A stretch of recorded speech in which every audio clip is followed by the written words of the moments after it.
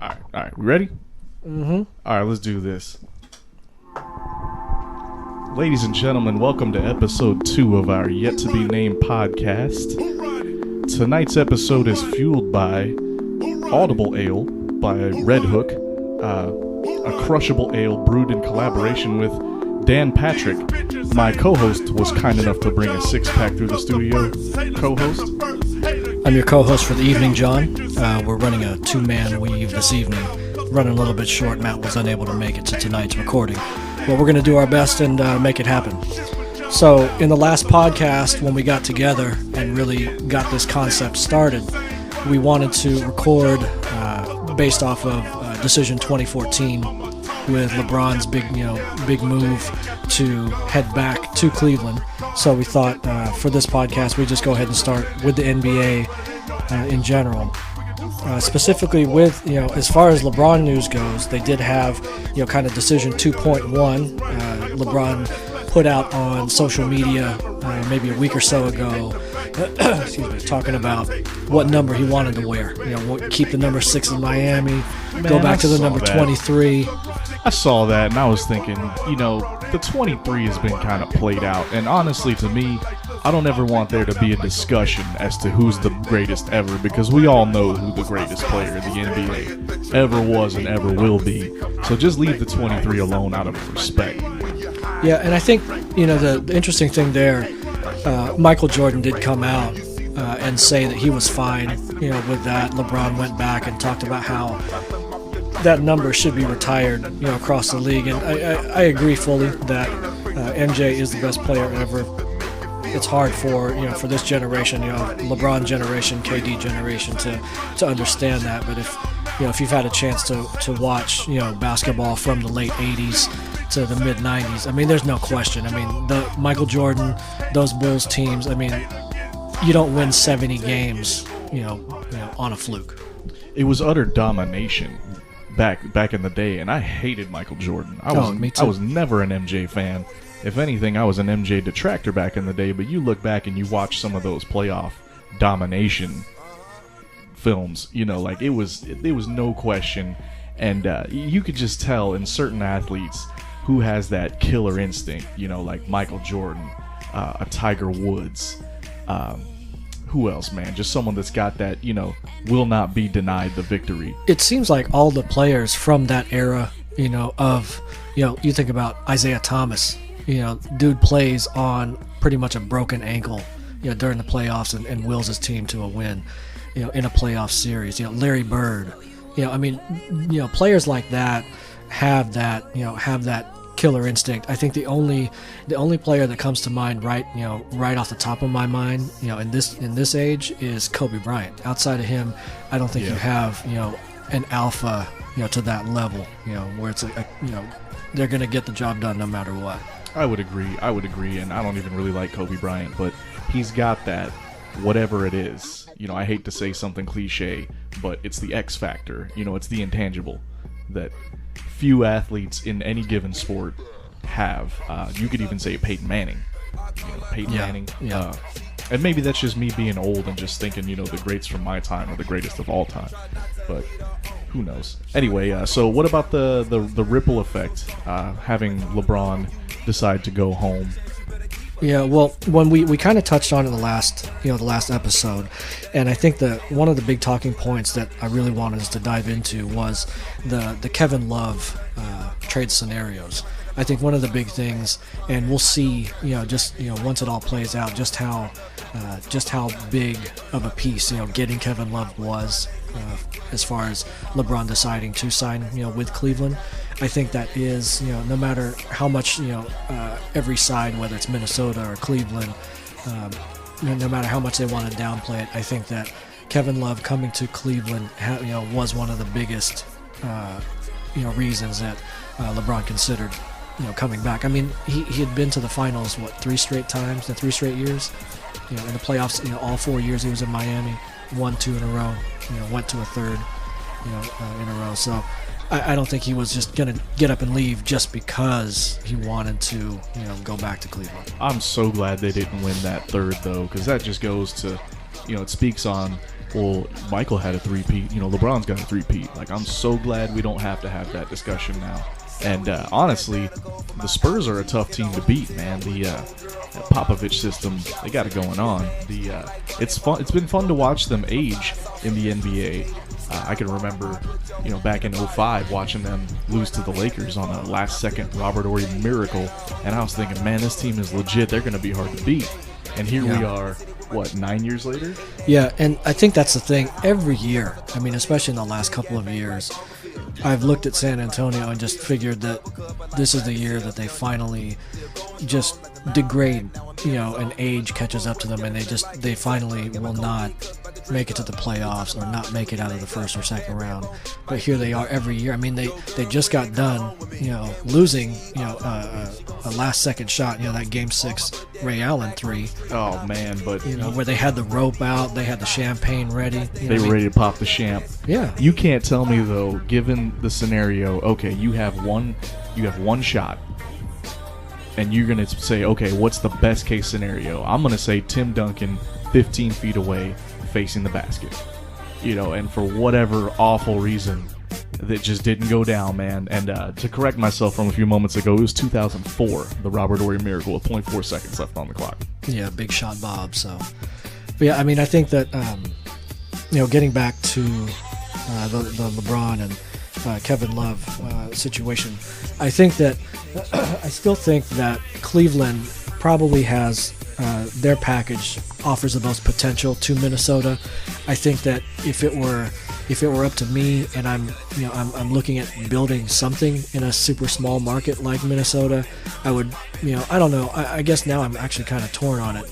I think Cleveland does offer the highest potential if they are going to offer, Wiggins, if they are going to offer Bennett, and if they are going to offer at least one future first-round pick. Granted, that's going to be pretty much a garbage first-rounder because Cleveland's going to go into the playoffs and possibly deep. So let's say they theoretically pull it off and they get rid of Wiggins and Bennett. Aren't we looking at the same situation we had in Miami with a big three, essentially, except Kyrie Irving is a lot younger than... who do they have? D-Wade? Now, D-Wade's shooting guard, so they have Chalmers? Yeah, and that's... an aging point guard? I think that illustrates exactly why, it helped LeBron to enter into the discussion about maybe he won't stay in Miami. You are trading whoever they're going to run out there at point guard, whether it's, Norris Cole or Mario Chalmers. Both of those guys, those are not starting point guards on a championship level team. LeBron or a superstar will cover that up.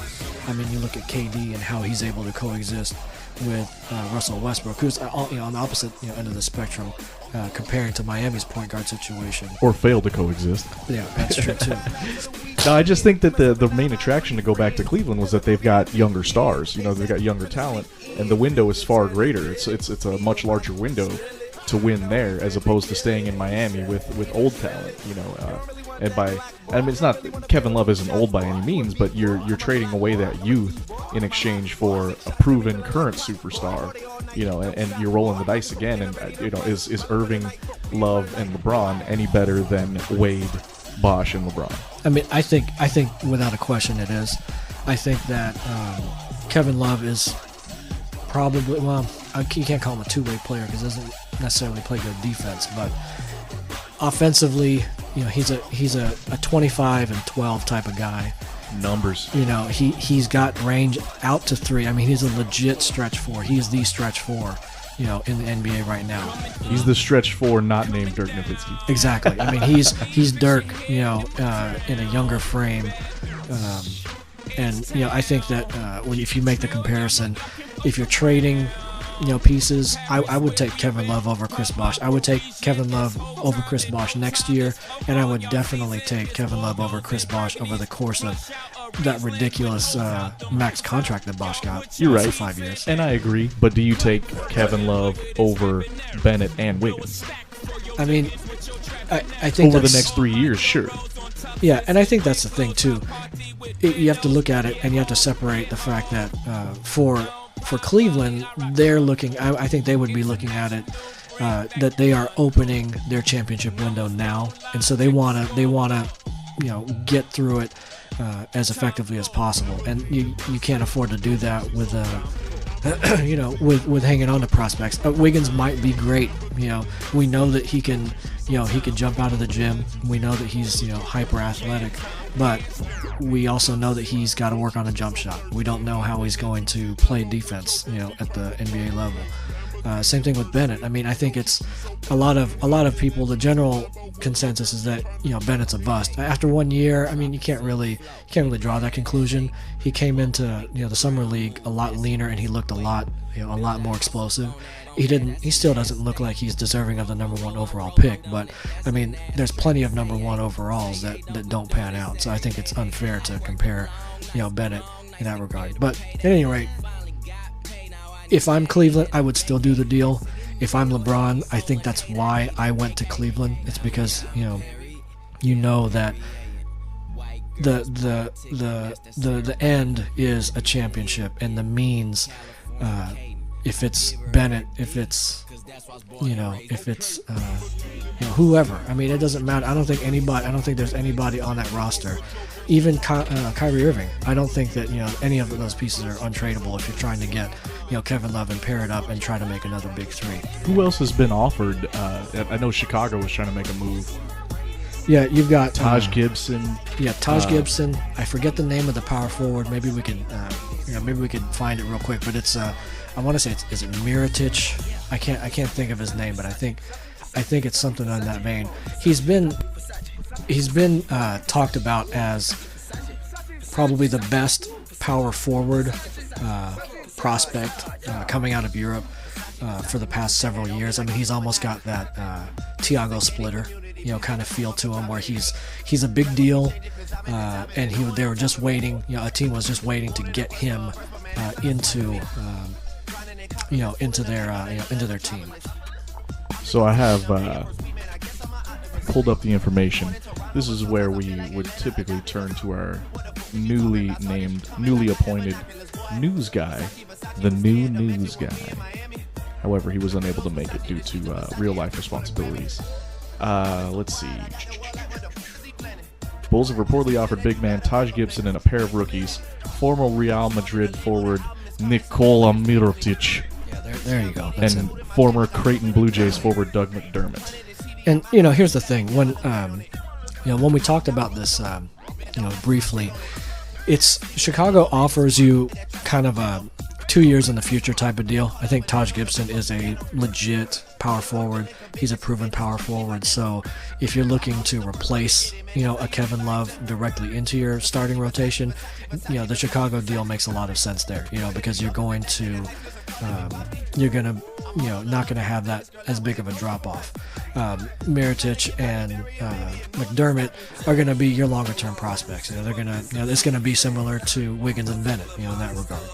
So, and I think another discussion there is, if you're looking to really compete, is it sensible to try to be decent? Look at the Hawks last year. I mean, I'll admit, when we were going into the tail end of the regular season, I was hoping that they didn't make the playoffs. And as soon as Horford went down with the torn pec, I was thinking the same thing, but it's tough, man, because I feel like having a mediocre Hawks team for the past decade has contributed, along with the one and done rule, to really just disenchant me with the NBA altogether. Like, I used to be a diehard fan, and now it's just kind of taken a back burner to football. But I think that becoming relevant, making the playoffs, it does make it easier to land people in free agency. But the problem we've run into over these past 10 years is that no one wants to come play in Atlanta. Yeah, and that's always going to be a mystery to me. I mean, there's so many NBA players and just sports players in general that live in Atlanta. I mean, it's viewed as a great, destination. It's viewed as a great place to live. It's a great metropolitan area. But, for the life of me, I can't understand why, nobody wants to take the Hawks' money. I mean, I could understand, 5, 6, 7 years ago when we had that fiasco with the 500 owners and, Belkin was trying to sue the team and do all these different things. I mean, there was all that unrest. But when you look at it now, you've got Danny Ferry doing a really good job as far as being a GM and managing cap space. Budenholzer looks like he's going to be able to implement a Popovich style offense and defensive concepts. And I mean, the Hawks pushed the number one seed, a legit Pacers team to 7 games, as an 8 seed. So yeah, I don't know, man. It's tough. And just the Spirit Group, that's all behind us now, and we're a big market. With a brand new stadium, essentially. When was built? It was built 2005. Yeah, it was. Yeah, it's less than 10 years old. I think. Right. It's basically a brand new stadium, in the heart of Atlanta. It doesn't make sense. But moving along, have you heard about Delonte West? I have. Our favorite herpes sore on his face. Our favorite laughing stock punching bag story. Yeah, I have a special place in my heart for Delonte West. He's ever since he did that segment for Jim Rome's old ESPN2 show, when he went with the now infamous hot sauce in my bag. Oh yes, and, shout out to Mr. Hot Sauce in my bag. Exactly. Check my swag. then you have the trains, planes, or automobiles. I mean, he was a great soundbite, and I think he's also I think he's a serviceable point guard. I think he's gotten kind of a raw deal, with that whole waking up and turning into Antonio Banderas and carrying guns in a guitar case and going down the freeway thing. But, and the doing LeBron's mom thing.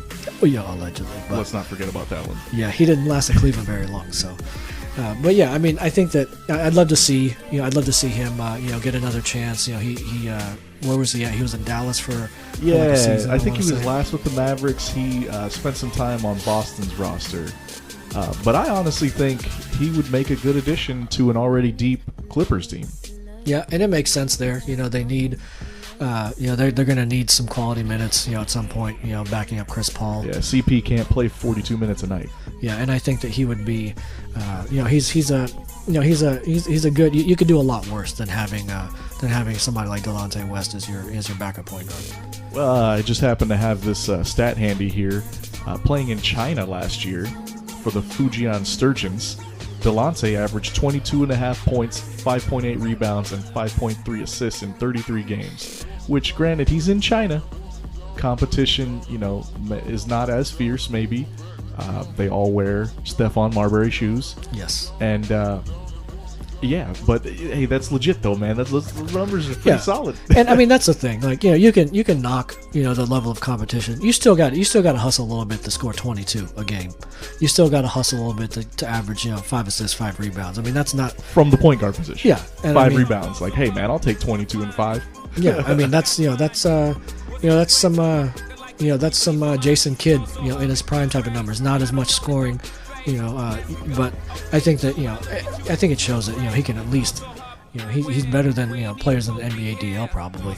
Most likely. You remember when Allen Iverson played in Turkey for a season, but he didn't do anything at all. Yeah, he was just cashing checks, trying to pay off his jewelry loans and stuff like that. Man, I wanted him to succeed so bad. Yeah, I think he's really. He's a really interesting situation, and I think he's a classic, warning sign, for young athletes. I mean, he came up, got all this money, didn't have, guidance, management, life management in place, and you lose it as fast as you make it. Didn't have anyone to talk him out of getting a neck tattoo. Yeah, exactly. Neck tats. I mean, it's just there's only one way that can go, and that's bad. So. Speaking of basketball in developing basketball, well, not developing countries, but developing basketball countries, wasn't there another kid that's trying to bypass he's going to play in China for a year because he wasn't academically eligible? Yeah, I can't think of the guy's name. He's I want to say he's he was a McDonald's All-American type. He was a big-time recruit, and no matter where he went, he was gonna be academically ineligible. There was gonna be issues with that. So it was. Oh, he was going to go to SMU. That's where it was. And he wasn't going to be able to get on the court because he was going to be academically ineligible. So rather than go to junior college, community college, what have you, he decided to go right to a pro league of sorts. To go over to China. Play for a year, which will make him age eligible for the NBA draft in 2015. So this just in from the Washington Post, top basketball recruit Emmanuel, I'm going to butcher this name, Mudiay, Mudiay, turns down Larry Brown and SMU to play professionally overseas to essentially go Brandon Jennings and skip the, still serve the 1 year between high school timeout, as we'll call it, and make the jump immediately afterwards. I mean, and this is something that really, kind of strikes a nerve with me. It doesn't make sense to me.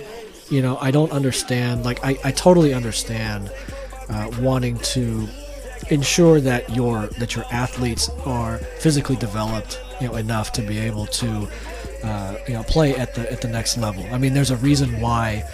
You don't want NFL players, college players coming out of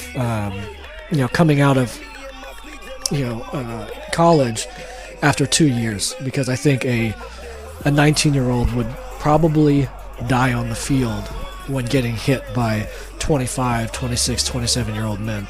Right. So I get that. My bad. I totally got this loud-ass Braves bottle opener. I'm trying to, discreetly open this bottle of beer. That's all good. I'm about to do the same. My bad. So, yeah, man, what do they play? How many games do they play at the high school level? I don't even know. It's not enough. Right. To suffer through an 82-game season, banging, this kid is 6'5", native of the Congo, so I would assume he'd be banging around with, grown men in the post. Yeah, I mean, got that grown man strength. Yeah, it's just it's just a bad idea. I saw a picture today. I was looking at the top Atlanta Hawks players of all time, and I saw a picture of Kevin Willis boxing out Manute Bol. Man, and I mean that's what would happen. That's what it would look like. I mean, it would be a grown ass man just breaking a dude in half. Kevin Willis was post. Cut though, man. Like, that dude could have been in action flicks opposite Carl Weathers and Arnold Schwarzenegger. Yeah, and another Carl. He could have arm wrestled another Carl Malone. I mean, the two of those guys. I mean, look, that's another quick look back. The power forwards of our 90s NBA with a Charles Oakley versus this generation's power forward. Josh Smith can play power forward now. Man, the game can play power forward now. Yeah, exactly. Black Wall Street recording artist, aka Josh Smith. No, the yesteryear's power forwards would have chewed these kids up and spit them out. Are you kidding me? Kevin Durant would have just been relegated to a wingman role. He wouldn't even think about playing around in the paint. He'd have been Robert Horry. He wouldn't have gone into the paint because he would have gotten his bell rung. I watched the 30 for 30 bit on the Detroit Bad Boys, and I was amazed at I had forgotten exactly how rough those teams played, and they were showing the Bulls matchups where they created the Jordan rules, which was basically just mug Michael Jordan anytime he got into the paint. Man, that Detroit team was bad. Bill Laimbeer, Joe Dumars, Isaiah. Yeah, Rick Mahorn. I mean, those dudes were nasty. A beast. Yeah, I mean, that was a team. I mean, that was a team that. I mean, they did exactly what they wanted to do, and they just imposed their their physical will on people. And again, getting back to the whole thing about being ready, physically, I think that's the only sense in that one and done rule. I don't think that 1 year will necessarily get a player physically ready. But at least it's better than nothing. You have way too many players that came out, way too early. I mean, you look at a guy like Jermaine O'Neal who came out, and there was no sense in him coming out. look at Sebastian Telfair. Players like that had the talent, but they don't give themselves a chance to develop. Either physically or mentally, or skill wise, and they just end up getting just becoming wasted talent. Once they get to the league. So should we stay on the NBA or should we go ahead and shake things up a little bit?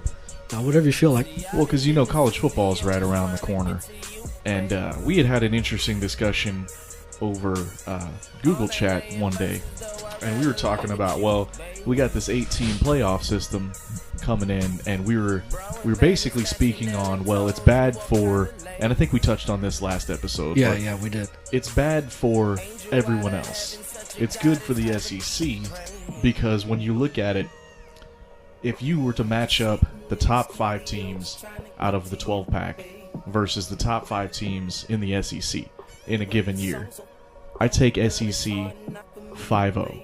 Yeah, and I thought, I wanted to give the due diligence. I think that's my role in a lot of our conversations, to kind of look at the other options. But when I sat down and tried to peg the top 5 Pac-12 teams and the top 5 SEC teams, it was hard for me to not say that the SEC would win at least 4 of the 5, if not all 5, and that would probably be in any given year. I don't think the SEC would do worse than 3-2 in any season. No, you'd be hard pressed to get me to say 4-1 even. So let's give it a quick rundown. What do you think? Oregon, number 1? Yeah, we'll say. let's talk. We're talking about just like next year. Yeah, we're talking next year. So let's say Oregon number 1. Yeah. UCLA number 2. Yeah, UCLA, maybe Stanford. Maybe Stanford. Kind of a toss up. All right, so let's say Stanford. Okay. So Oregon, Stanford, UCLA. Right. Then you have. I think that kind of goes to show. USC. Maybe? Yeah. They'll be there. I think you can put them in at 4 or 5 just because they do have the supreme talent. Recruiting kids out of Southern Cal. And still having some of that mystique, so you can still pull, some good talent. So I think USC gets in that 4 or 5. Okay, so let's say USC's on the board. Who else do you put? I don't take the Washington. Washington's pretty whack. Neither Arizona team. No, yet. It's kind of you don't take Oregon State. Oregon State's weak. Man. They're gonna fall off. I take UW before I take Oregon State. Yeah, I think I do that too. I'll take the Arizona team that Rich Rod. That Rich Rod is coaching. Yeah. Word. Which one? Arizona State. I don't know. Who fucking cares? Yeah, so here's the thing. All right, so Oregon versus Alabama. I don't. You're a homer if you pick Oregon. You just are. No, well, it's Alabama all day. Yeah, there's no. Yeah, there's the only people picking or voting for Oregon in that matchup would be living in the 360 or the 503. Or whatever the whatever the area code is in Eugene. It's a non-contest. No. Alabama wins handily. Heavily. Okay, so second place team. So yeah, UCLA.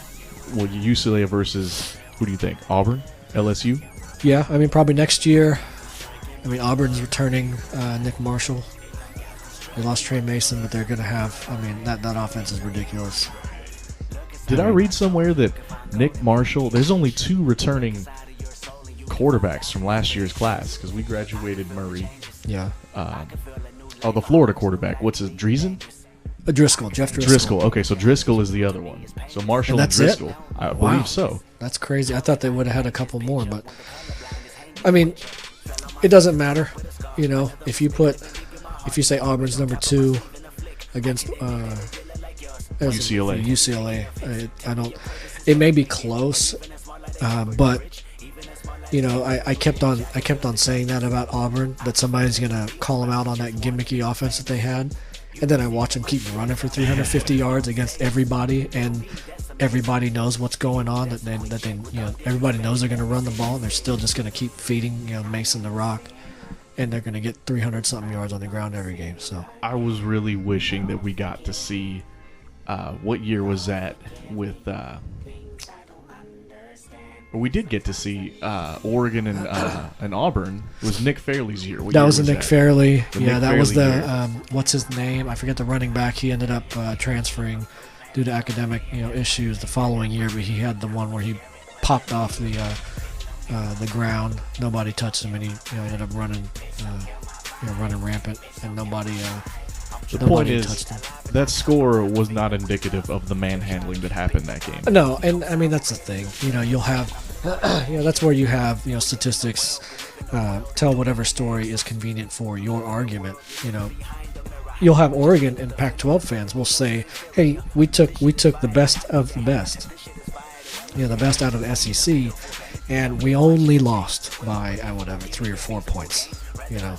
But that It was doesn't a special tell teams the score. story. How did they scored? It was a special teams play late in the game when it was already over. There was maybe 6 minutes to go in the fourth, and I want to say, I wish I could recall. This is where the news guy would come in handy. But Right. the point is that okay, so we take Auburn over UCLA. Yeah, I think so. I think that would be a more competitive game, and maybe Auburn isn't the second best team out of the SEC. I think they probably still are. Who else? LSU? Yeah, I mean LSU is always solid every year. So Okay, so either way, LSU beats UCLA handily. I think so. So. Where did Mettenberger go? He went to the graduated. NFL. Yeah, He got dumbass. Mettenberger. I can't remember where he got drafted, but he was in an Alabama bar, and some Alabama fans were getting in his face and jawing off about Roll Tide. Mettenberger. Shout outs to Oconee County High School, a product of the old neighborhood there. Alma mater. But so the guys jawing at him, doing Roll Tide, all this and that, and Mettenberger wasn't going to reply. He finally replied something, totally harmless, like a yeah whatever, and then the heckler's buddy came in and punched Mettenberger, blindsided him with a little punch. Little sucker punch. Yeah, so that's While he wasn't looking. Yeah, that's the random Zat and Mettenberger signing there, or sighting rather. Nice. I wonder where he went. News guy, can you check on that for us? Thanks. So at number 3, who do you got from the SEC? Well, you're gonna have whoever South Carolina. Whoever it is out of the, if you're gonna say LSU's a 2, then I think Auburn's a 3. Okay, so LSU Auburn at 2-3. Yeah. That would be the one. That would be the one. The Stanford game. Stanford versus LSU or Stanford versus Auburn. And you know why? It's because Stanford looks like an SEC team. I know. I think we mentioned that. Yeah, and that's it's they play good defense. Running game. They run the ball well, and they pass enough to get by when they need to. So big ups to Stanford for being able to keep that that program moving. I mean props to David Shaw bringing on that talent and coaching it up. What are they calling themselves down there? Like the Geek Mob or something? Like the Nerd Mafia? Something, man. Something they got that. yeah. But yeah, I think that's whoever Stanford would play. I think that would be the most likely game that the SEC would drop. In that conference matchup. So number 4, you got Missouri out of the SEC. That's another tough one. I mean, I wish I could have found that college football preview for tonight's show, but apparently, and again, college football isn't that important around here because it's already pulled from the shelves. It's not even August 1st yet. So yeah, I mean, just off the top of my head, I don't like Missouri as much. They lost Coney Ely. They lost Michael Sam. So you got 2 great defensive players there. I think I thought their big receiving threat, Dorial Green Beckham or something like that. I thought he got into trouble and he transferred. I don't think Missouri would do so well. I like if you're talking about the 4, you got to throw Georgia into the mix. It's hard for me to not say Georgia.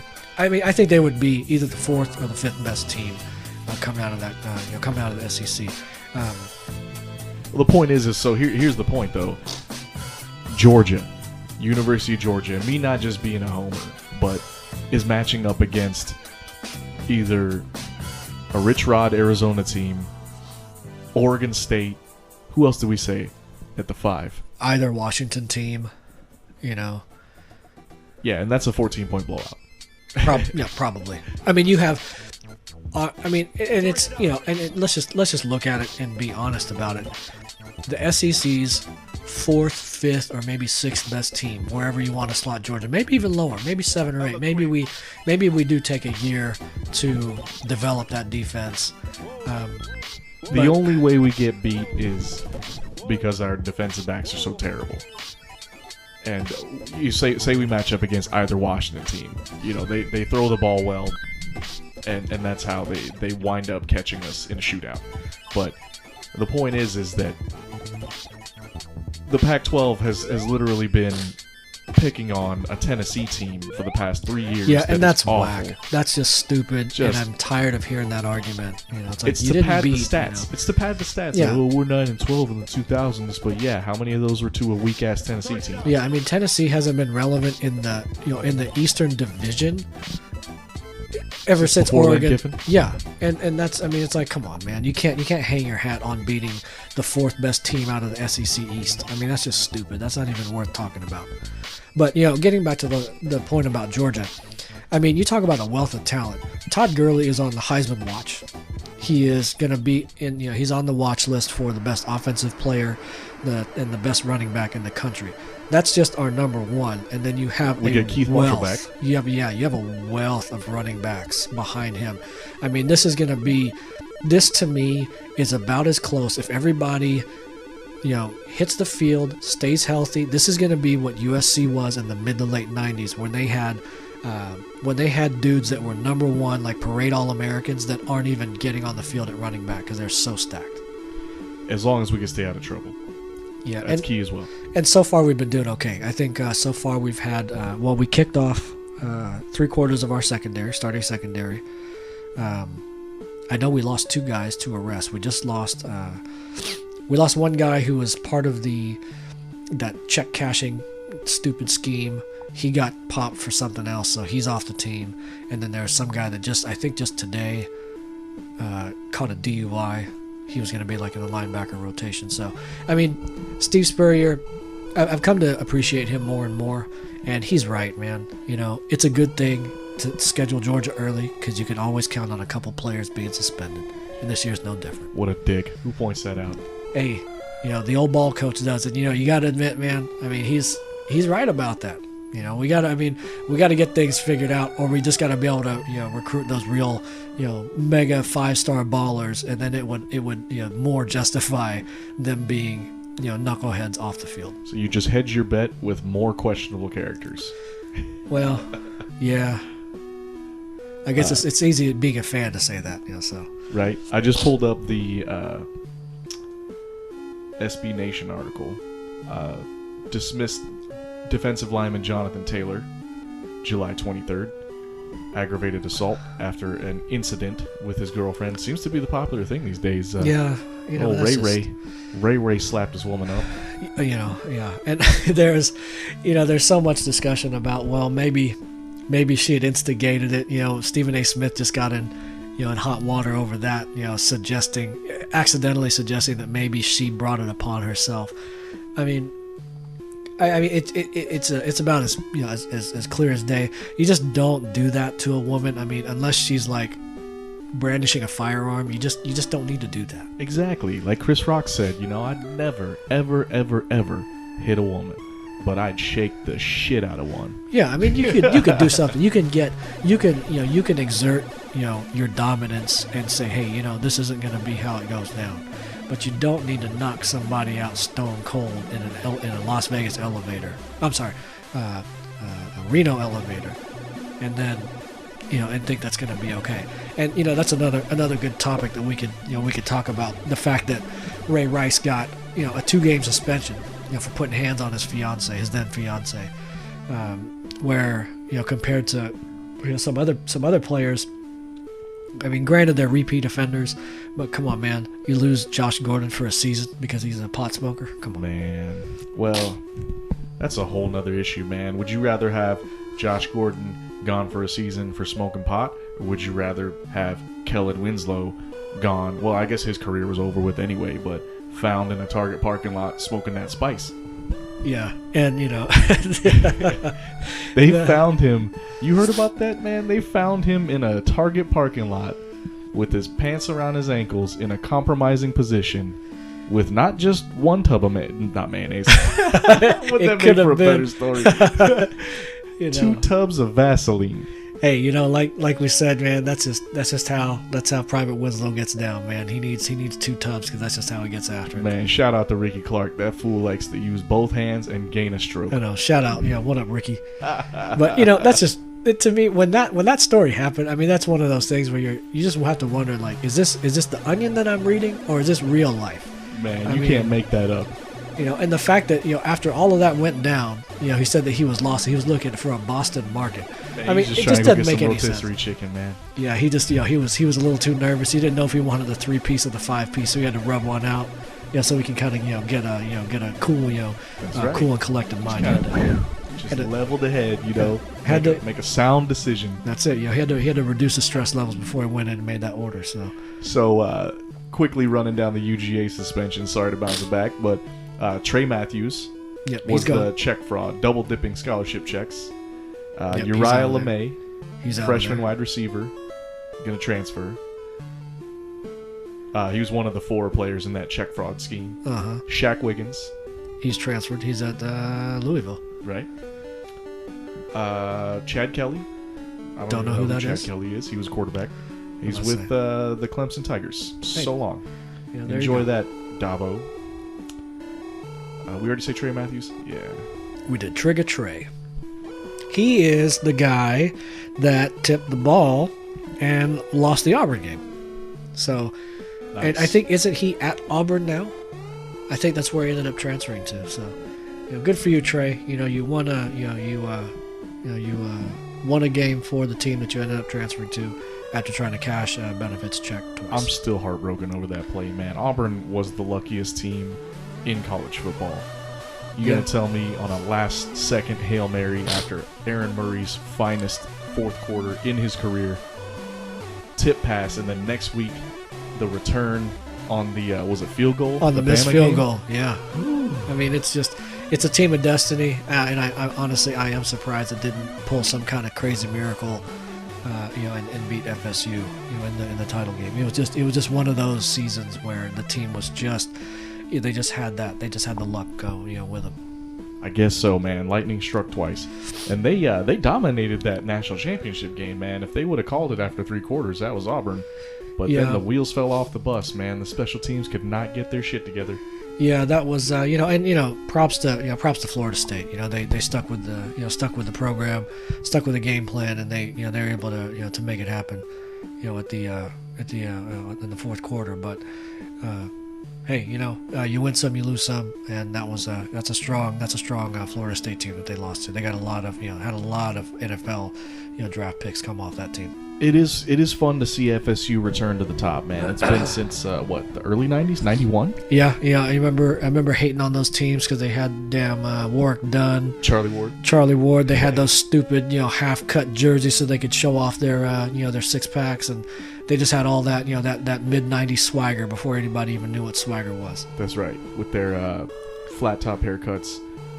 With the herringbone gold chains. And, right. Listening to Mustang 5.0s. There you go. Maybe they're still rocking that. But, yeah, it's good to see. It's always good to see. Always good to see another team come up. And because, really, the ACC had been just kind of nobody's really paying attention. Va Tech? Since, that was before they were ACC, though. Mike Vick's last year there. 2002, 2003. Late in this, or early in this decade. But the ACC had really fallen off, but now hopefully Florida State doing well. I'd like to see a team like Miami get back in there. Even a team like UNC and Duke are kind of showing up, which is cool. It's good to see other teams, and other conferences kind of show up and kind of do something. It still doesn't do anything. The state of Alabama still holds how many national titles over the last, several years, and it's just facts are facts. Pretty much just won everything before and after that last round of sanctions was their reign of dominance. Should we bounce it to the NFL? What are you feeling? Yeah, the NFL sounds good. Segue right over college game. Well, we're getting ready to wrap this up, but I wanted to talk about of course, Johnny Football. That fool. Should we talk about Johnny Football or should we talk about Sammy Watkins? Hey, you know, We kind of touched on Johnny Manziel last time. let's talk about Sammy Watkins. You know, shout out to Bad Mr. Frosty, former SOF crew. Nobody's gonna get that. SOF, but, what's happening? yeah, but shout out to you, Frosty. Your boy Sammy Watkins doing big things. I had a great conversation with him the other day. I mean, let's preface by saying that Frosty is. I hope that he's jokingly delusional, but he's like a diehard Buffalo Bills fan. And so he came to me the other day and was talking about how Sammy Watkins is already looking like a great pickup. So then he starts going on his just off the deep end stuff, talking about he was the best pick in the draft. And I mean, hey, you could argue that. Yeah, you could try to argue that. I mean, maybe for fit, maybe for what he'll do in that system, what have you. Hey, maybe you could argue that. But then he started going on about how he's already one of the top threats in the NFL. And I said, outside of Johnny Football, right? So that's we had a great little conversation there. He looks legit though. I mean, I'll give him props. I thought that Sammy Watkins was going to be not a whole lot more than like a speed type of guy, but he had a the dude's a beast, man. The dude beat up the Bulldogs' awful secondary. But here's the thing, man.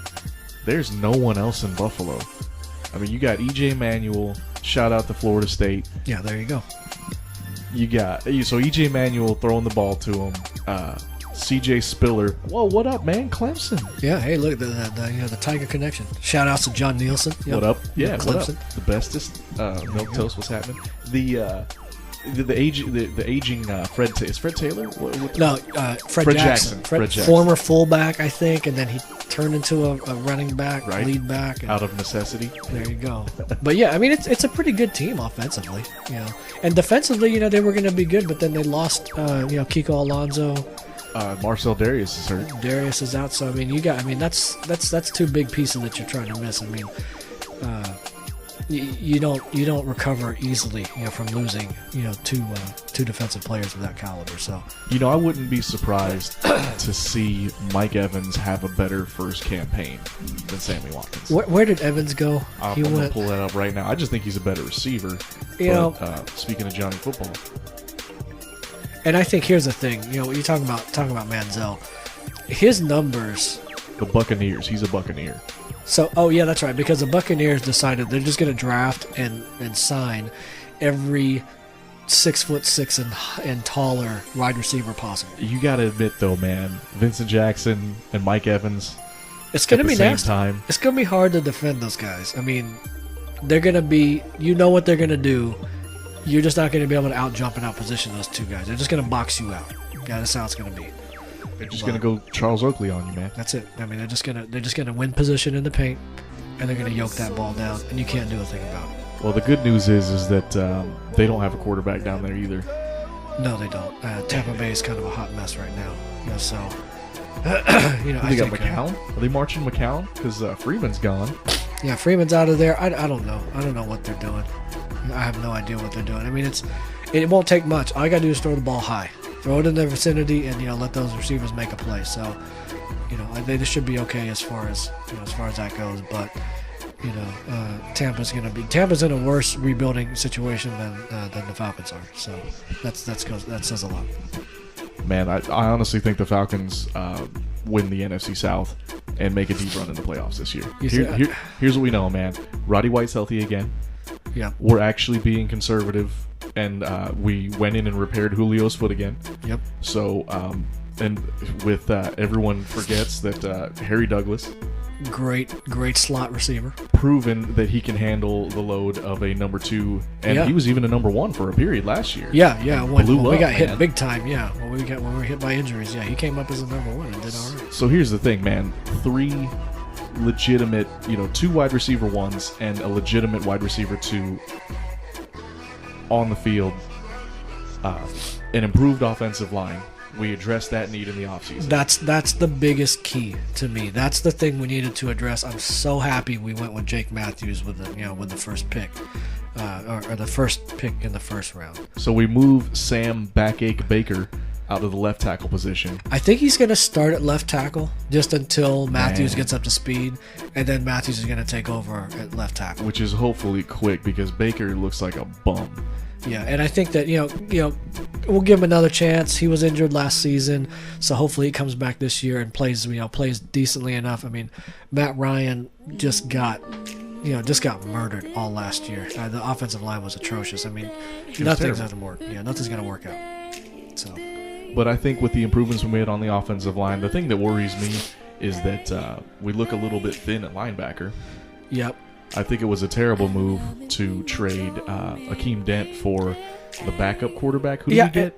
I don't even remember who we got. It didn't make any sense to me. I mean, we were already. I think that was done after Witherspoon was declared out for the year. Right. So,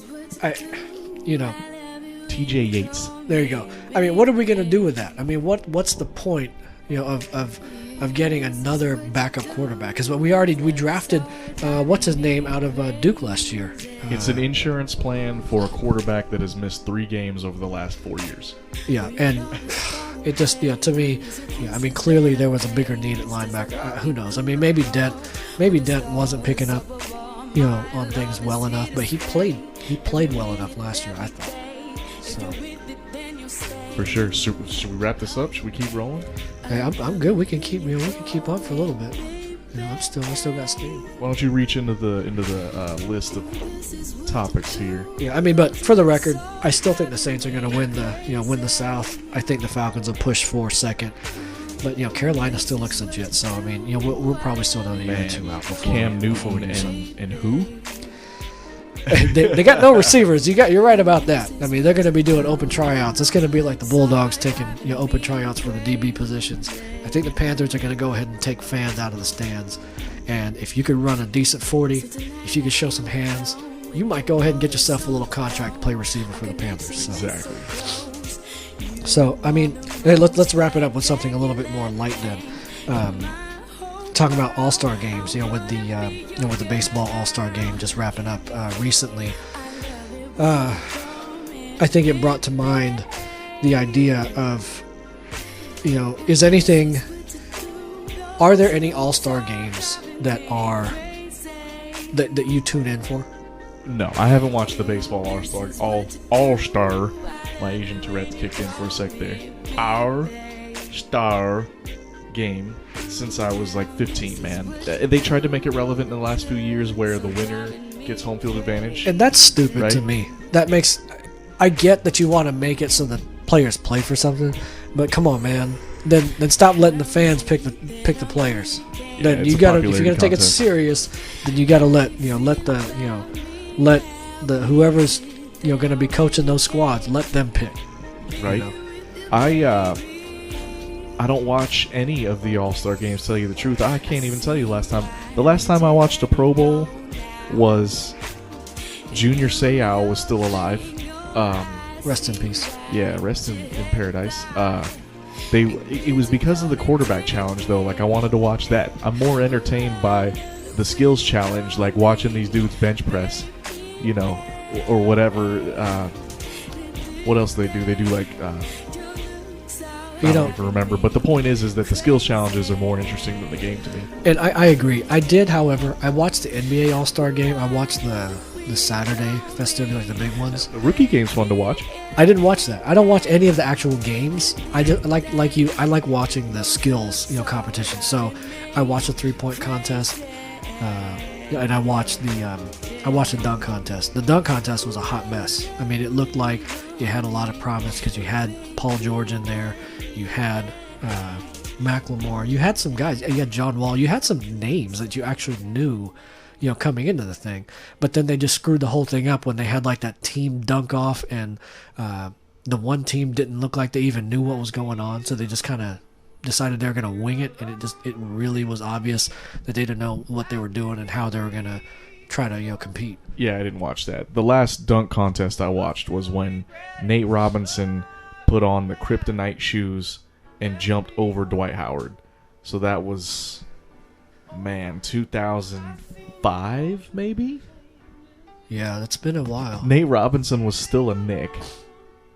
Wow. Man, it was a long time ago. The point is The that Natron bomb. The Natron bomb. That always reminded me of Natron memes. Yeah, getting back to the old San Diego Chargers, along with Junior Seau. Yeah, Natron memes and Sean Salisbury at quarterback. Right. But now, man, like I think, how do you incentivize it though? Like baseball had the idea of making it worth something if you win to the side that wins. But can you? You have to just make it prestige. I take that back. You know what? I watched when Blake Griffin jumped over the Kia, but that was corny too. that was cornballs, man. That was just stupid. That was. So you can't incentivize it with money. How do you make the title irrelevant again? It's like an archaic thing, kind of like boxing. Yeah, here's the thing. I think that they should make the All-Star game about the skills competitions. I enjoyed it when they did like they did the drill where it was a 2-man team and you had to dribble around some targets. You had to pass the ball into through the tire. Right. And you got to Steve lay the Nash ball dominated. up. Yeah, you got to do all the skill stuff. I like that. I think they should do more of that. I think that I forget who it was. I wish I could give credit to it, and I will if I recall it. But it was suggested that they should take the dunk contest. They should do all of those things, and they should instead just replace it with like 1-on-1 or 2-on-2 or 3-on-3. Pick-up style games. It was Jalen Rose, wasn't it? Jalen Rose. I think it was. I think that's genius. I don't like the 1-on-1 concept because then the guards would just it would just be mismatched. You'd get a lot of the guards just dominating everybody, and the only guys that could hang would be like the stretch 4 types, the guys that could actually move around a little bit and and out jump the guards. But I think like a 2-on-2 or 3-on-3 tournament, I think that'd be dope, and I would watch that. I would. So each team goes like NBA Jam and picks 3 players. That's or would it. You just nominate? Yeah, Either let robin, them, or would you do like an elimination style? Let them pick, or let the fans like pick vote for like 4 captains or whatever, and then let those guys pick their running partners. And you could do it like a draft style. You could do a snake draft or something.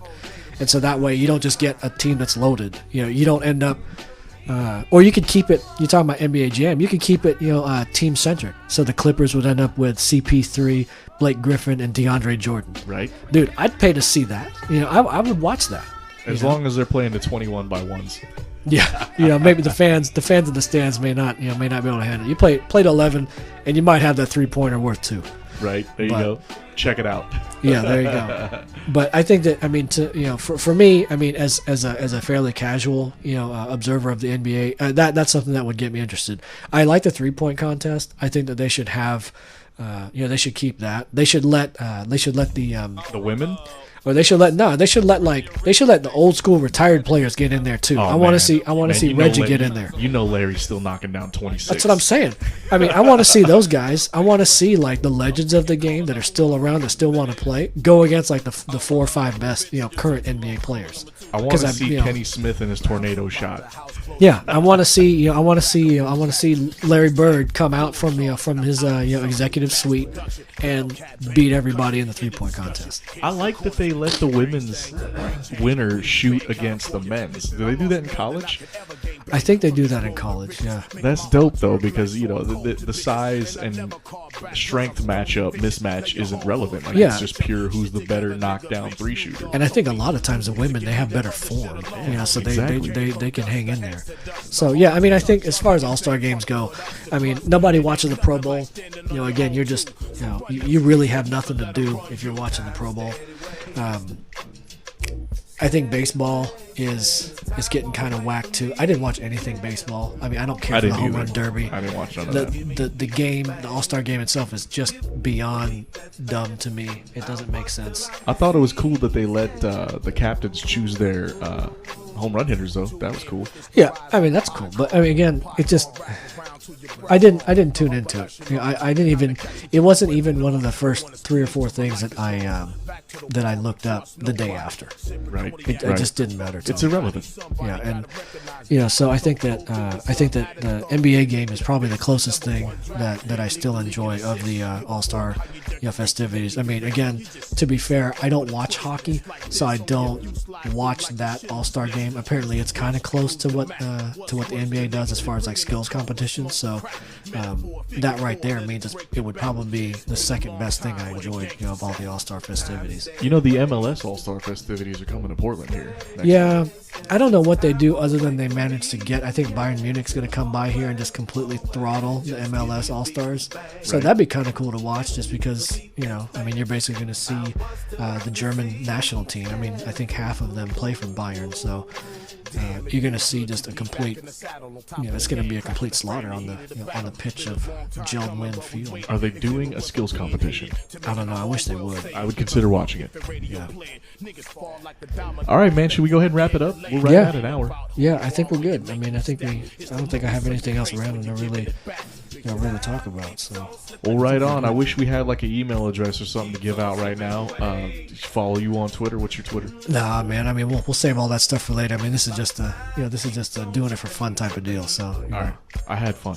Once we get major, we'll start doing the shouts out and stuff like that for our social media handles. Word. The Audible Ale was delicious though. Yeah, I'm enjoying it. And we'll see what we come up with on the next recording. Hopefully, we'll be 3 deep on that. Just give me a beat that's bang. Give me a beat that's banging. I'll bust till I'm deceased. Yeah.